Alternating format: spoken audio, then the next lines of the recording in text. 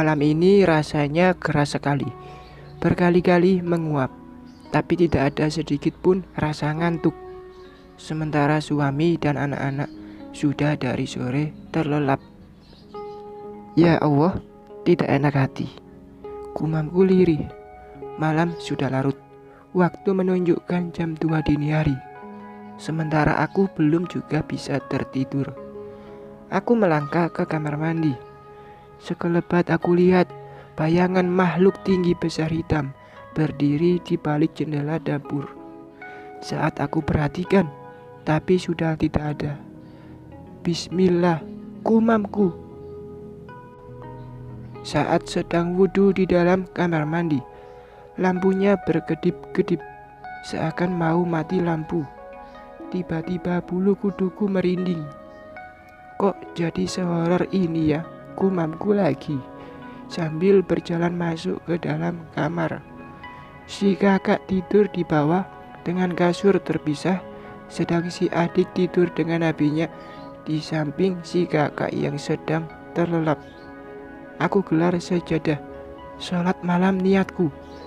Selesai sholat aku lanjut zikir, memohon perlindungan dari Sang Maha Kuasa.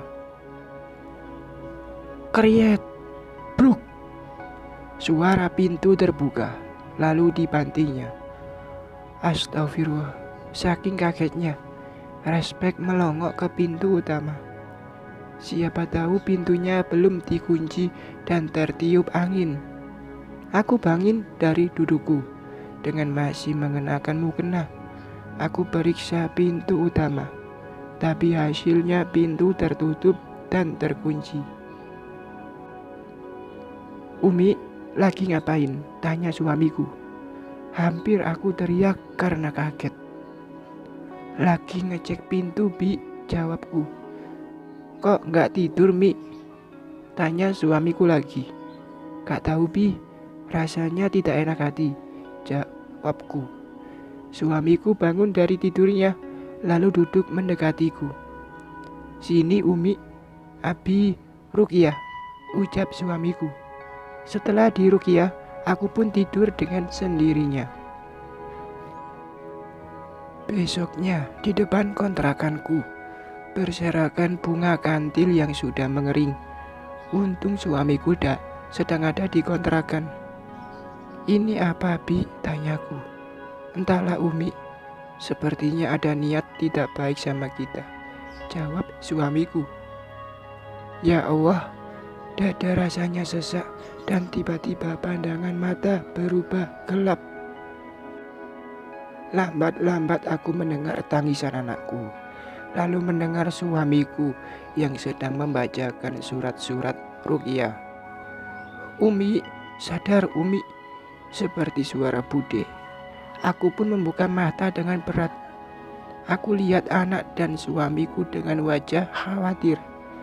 Ada Bude dan Mbak Sarah. Ada juga Mbak Sutijem dan suaminya, juga duo Al. Alhamdulillah, Umi sudah sadar, teriak Mbak Sarah. Sebentar, aku buatkan teh hangat dulu. Kasihan Umi, 2 jam pingsan, ucap Mbak Sutijem sambil berlalu ke dalam dapur. Anak-anak nangis terisak-isak, mungkin takut Uminya meninggal. Aku rengku kedua hati. Sakit sekali melihat kedua mata anakku sembab. Aku yakin kebayang menangis. Aku minum teh hangat yang dibuat Mbak Sutijem. Alhamdulillah, dikelilingi orang-orang baik.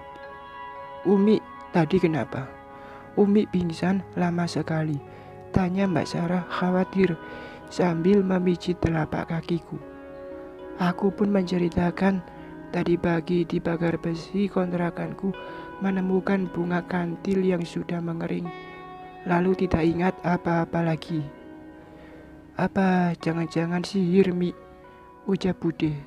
Setelah aku merasa baikan, tetanggaku pada pulang ke rumah masing-masing. Setelah mereka pulang, pintu kontrakan ada yang mengetuk. Tok, tok. Suamiku membuka pintu ternyata Mbak Arni yang datang. Kebetulan aku yang sedang di ruang TV melihat Mbak Arni langsung masuk saja, nyelonong walaupun tanpa dipersilakan masuk. "Mas, tadi Umi kenapa?" tanyanya dengan suara mendayu. Tapi suamiku tidak menjawab, membawa anak-anak ke dalam kamar. Mbak Arni duduk di depanku, lalu bicara padaku dengan senyum sinisnya. Dikira Umi mati. Taunya hanya pingsan. "Aku sudah senang, ingin sekali menggantikan posisimu," ucapnya pelan tapi menusuk. Aku tidak menjawab. Dalam hati aku berzikir tiada henti. Semoga Allah melindungiku. "Bi," teriakku memanggil suamiku. Dengan tergesa-gesa, suamiku datang menghampiri. "Iya sayang, kenapa?" tanya suamiku. "Aku mau tidur, Bi, dan buat mbaknya saya mau istirahat. Silakan pulang," ketusku. "Masa Bi, istri judes saja masih dipertahankan," ucapnya. Lalu pergi keluar dari kontrakanku. Bangun dari tidur, kepalaku kelayangan. Tadi malam mimpi naik tangga kayu yang tinggi sekali, lalu terhempas. "Umi sudah sehat?" tanya suamiku dengan membawa semangkuk bubur kacang hijau. "Alhamdulillah sudah, Bi," jawabku. "Umi, sebentar lagi Abi mau menyebut Ustadz buat ngobatin Umi. Jangan takut, yakinlah sama Allah. Sebentar lagi Bude kesini nemenin Umi," ucap suamiku. Hari ini anakku sekolah diantar jemput sama ojek yang kebetulan masih tetangga. Aku pun belum bisa jalan. Perutku besar seperti orang hamil tua, juga kaki membengkak. Sedangkan Nabi anak-anak sedang pergi ke pondok mau menyebut Ustadz yang mau mengobatiku. "Umi, tidak boleh banyak melamun, lebih baik zikir." Bude pikir sakitnya Umi yang mendadak ulah yang jahil, ucap Bude yang baru datang setelah suamiku pergi. "Iya, Bude," sambil mengusap air mata, aku meraih buku zikir pagi dan petang. Hanya ini yang aku yakini bisa membentengi diri dari gangguan jin kiriman. Tidak lama, Mbak Sutijem datang membawa semangka. Mbak Sarah datang juga membawa buah pir. Mama Ami dan Mama Jaya datang bawa roti dan selai. Hati sangat terharu. Jauh dari keluarga masih ada tetangga yang seperti saudara. Cinta merangkak ke sana kemari sama adik. Mbak Sutijem sibuk di dapur bikin pisang pepes sama sambalnya. Tadi pisangnya dikasih sama Mbak Ita. Tok, tok, tok. "Assalamualaikum, Umi." Suara salam menggema, disusul si kakak masuk ke dalam rumah. Tapi anehnya, Inces ngekor di belakangnya. Dengan tertati-tati menahan rasa sakit di perut, aku menghampiri Mbak Mina, tukang ojek tersebut. "Waalaikumsalam." "Mbak, ayo masuk dulu. Ini lagi ramai," jawabku. "Maaf Umi, lagi buru-buru ini. Mau jemput anak SD sebentar lagi," jawabnya. "Mbak, sebentar. Kenapa Inces dibawa ke sini?" tanyaku sambil memicingkan mata, merasa heran melihat anak tetangga yang sudah duduk manis di sini. "Oh iya Umi, hampir lupa. Tadi wali kelasnya bilang Inces disuruh ibunya kalau pulang sama ojek si kakak," jawabnya. Berapa kali aku menghela nafas dengan kasar. Rasanya dada sakit sekali, panas seperti terbakar. "Mbak, saya lagi sakit ini. Banyak tetangga yang sedang menemani, jadi gak bisa jagain Inces. Saya yakin ibunya ngambil tengah malam. Jadi tolong bawa Inces ke Bu RT saja. Biar beliau yang ngurus, ucapku sambil menyelipkan sedikit uang sama Mbak Mina. Yang pertamanya ia tolak dan Inces pun dibawa ke rumahnya Bu RT. Bagus, Umi harus tegas, tidak boleh lemah, mau-maunya jagain anak orang seharian lagi, ketus Mbak Sarah geram. Aku terenyuh mendengar ucapan Mbak Sarah yang sangat perhatian. Iya, Mama cinta, jawabku lirih. Tidak lama, Ustadz yang mau mengobatiku datang bersama suamiku dan 2 teman mondoknya dulu. Rupanya Ustadz ini gurunya abinya anak-anak. Aku sudah rapi dengan mukena. Ada Bude juga Mama Ami, yang lain duduk di belakang, menemani sambil berzikir. Ruqyah pun dimulai. Sang Ustadz dan dua muridnya juga suami sama-sama membacakan surat-surat Ruqyah. Tidak lama, aku pun menangis sangat sedih.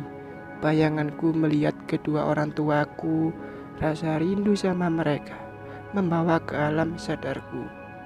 Tidak lama rasa mual melanda.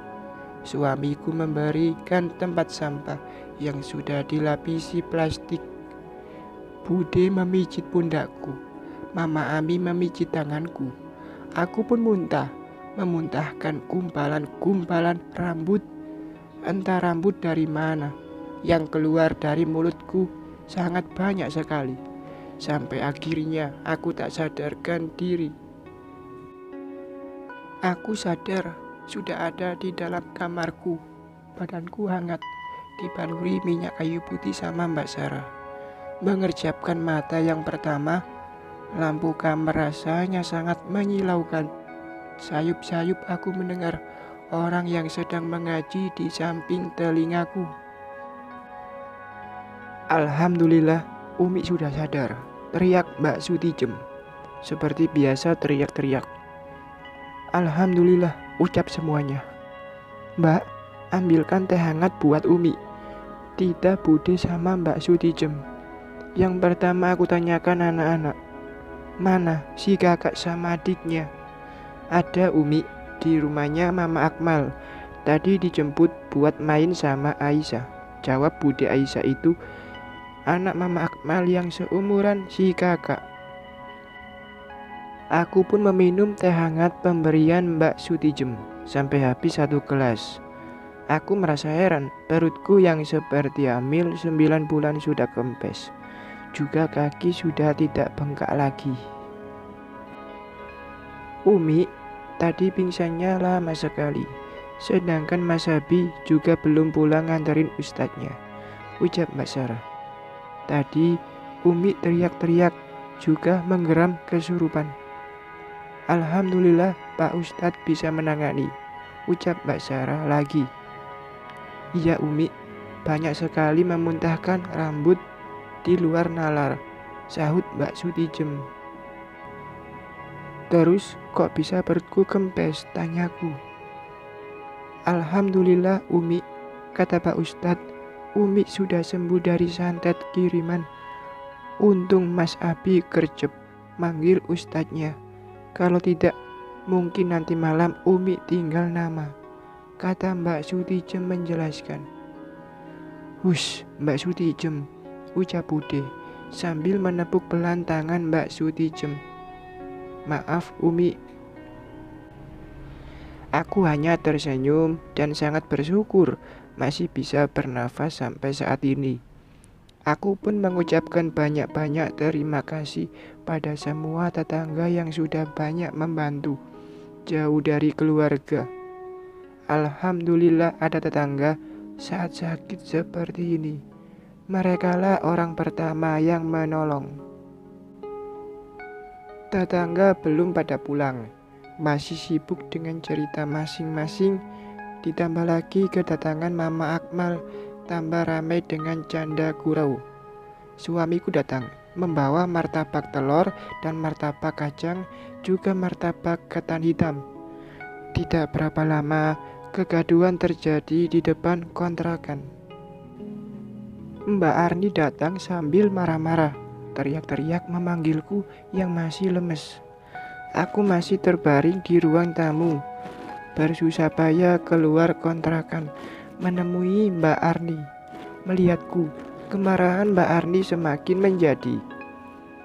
Umi, kamu jadi manusia tega sekali. Berapa kali kamu menolak aku titipkan inces?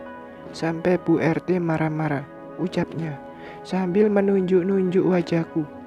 Napasnya ngos-ngosan, mungkin menahan emosi. Aku yang masih sakit kepala hanya diam, tidak bisa melawan Mbak Arni. Melihatku diam, Bude memapahku untuk masuk lagi ke dalam. Sudah Umi, tidak perlu diladeni. Orang stres seperti itu, ucap Bude. Gak usah kamu berlaku sakit. Manja betul jadi orang, padahal hatimu busuk, ucapnya Mbak Arni. Tanpa diduga, Mbak Arni mendorongku sampai terjatuh.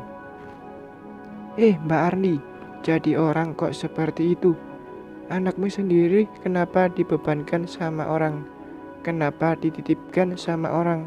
Situ waras, teriak Mbak Sarah dengan geram, membuat suamiku keluar kontrakan.